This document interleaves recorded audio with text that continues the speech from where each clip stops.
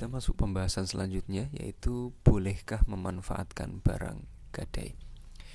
Nah, memanfaatkan barang gadai ini menjadi pembahasan yang penting karena kebanyakan ini terjadi di masyarakat, sering terjadi, dan masyarakat banyak yang lalai dalam hal ini. Lantas bagaimana sebenarnya hukum pemanfaatan barang gadai itu? Nah, dalam masalah ini nanti bisa dibedakan dari siapa yang memanfaatkan. Apakah yang memanfaatkan itu rohin, artinya orang yang berhutang, atau murtahin, orang yang memberi hutang. Yang pertama ini kita lihat itu pemanfaatan oleh rohin, artinya pemanfaatan barang gadai oleh orang yang berhutang. Jadi orang yang gadaikan itu sendiri yang memanfaatkan. Nah, bagaimana? Kita lihat di sini perbedaan pendapat para ulama. Yang pertama, ini boleh dengan izin. Ini pendapatnya Hambali ya. Pendapat pertama ini mengatakan bahwa barang yang sedang digadaikan itu masih boleh loh dimanfaatkan oleh orang yang menggadaikan. Jika apa? Jika diberi izin oleh orang yang menerima gadai. Nah, ini pendapatnya Hambali, juga dikemukakan oleh madhab Hanafi juga. Misalkan di dalam kitab-kitab yang mu'tabar di dalam madhab-madhab ini kita bisa temukan itu. Misalkan Ibnu Qudamah di dalam kitab beliau Al-Mughni itu yang terkenal ya, walaysa lirahin intifa' birrahan bistikhdam wala wata' wala sukna wala ghairi dhalika wala yamliku tasarruf fi bil ijarah wala i'arah wala ghairihima bi ghairi ridha al-murtahin. Jadi di dalam Al-Mughni itu disebutkan tidak diperkenankan bagi rohin, itu orang yang menitipkan barang tadi, memanfaatkan barang gadai dalam bentuk apapun, nggak boleh, kecuali ya di akhir itu disebutkan kecuali biridho al-murtahin, dengan ridhonya murtahin, orang yang menerima barang gadai itu. Nah, ini pendapat pertama ya. Kemudian pendapat kedua, ini madhab Syafi'i yang paling banyak di Indonesia, ini membolehkan di sini. Nah, bolehnya pemanfaatan barang gadai oleh rohin dalam madhab Syafi'i ini hanya jika pemanfaatan tersebut tidak akan mengurangi nilai barang. Nah, ini syarat utamanya. Boleh loh dimanfaatkan, tapi syaratnya tidak boleh mengurangi nilai barang. Jadi kalau nilainya barang itu 1 juta, dimanfaatkan ya tetap 1 juta, tidak berkurang nilainya. Nah, kalau mobil ya misalkan dimanfaatkan, digadaikan setahun, dimanfaatkan 6 bulan, itu kan nilainya surut itu mobil itu kan. Nah, ini tidak diperkenankan. Harus tidak mengurangi nilai barang tersebut. Nah, tapi kalau penggunaannya kok berkurang nilainya, maka tidak diperbolehkan pemanfaatannya. Ini kutipannya dari Imam Nawawi di Majmu' Syarah Muhadzab dan juga Rawdatul Thalibin itu disebutkan. Kemudian pendapat ketiga, pendapat Maliki, itu tidak boleh. Nggak boleh. Ini juga yang diambil oleh Imam Qurtubi ya, dalam tafsir beliau. Ini apa alasannya? Alasannya adalah pemanfaatan barang gadai oleh pihak penggadai rohin ya, menjadikan penggadaian itu tidak sah. Karena apa? Ini disebabkan oleh tujuan rohin itu gagal. Jadi tujuan rohin itu, tujuan gadai itu kan untuk apa? Pemanfaatannya itu nanti untuk dijual gitu loh, bukan untuk dimanfaatkan gitu. Sehingga pemanfaatan oleh rohin ini, oleh orang yang menggadaikan ini menyalahi tujuan utama dari gadai. Maka gadainya ya tidak sah, pemanfaatannya tidak diperbolehkan.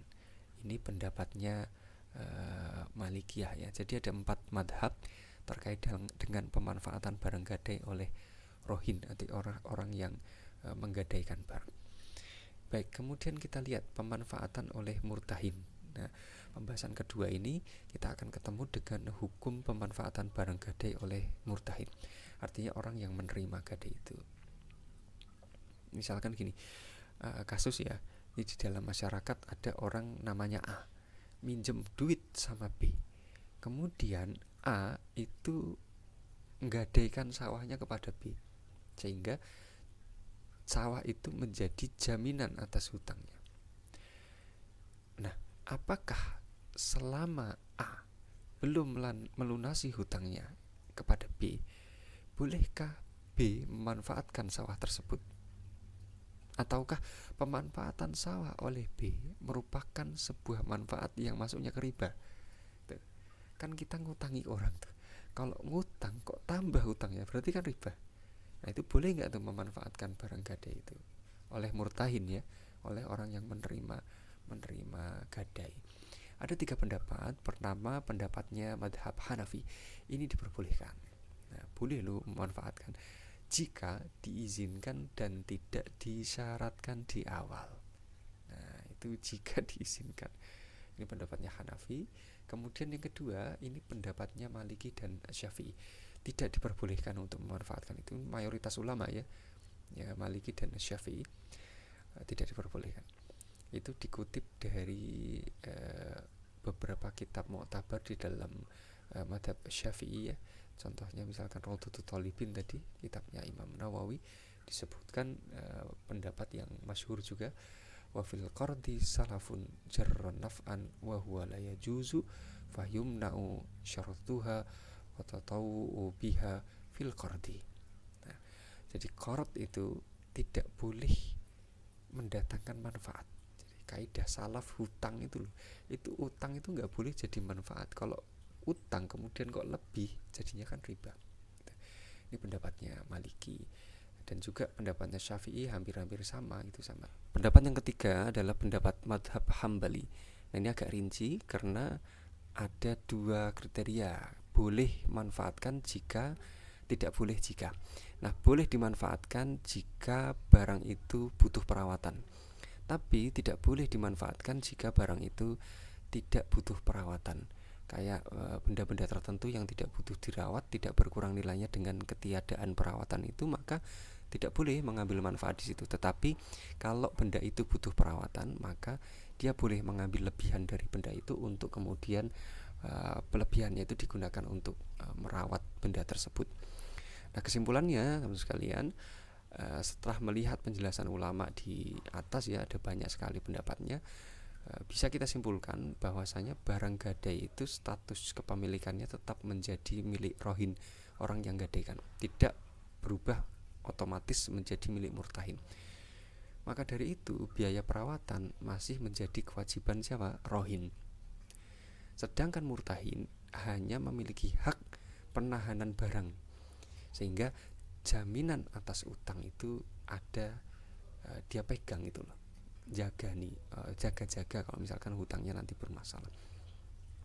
Maka orang yang menerima barang itu sebenarnya tidak berhak memanfaatkan barang tersebut tanpa izin.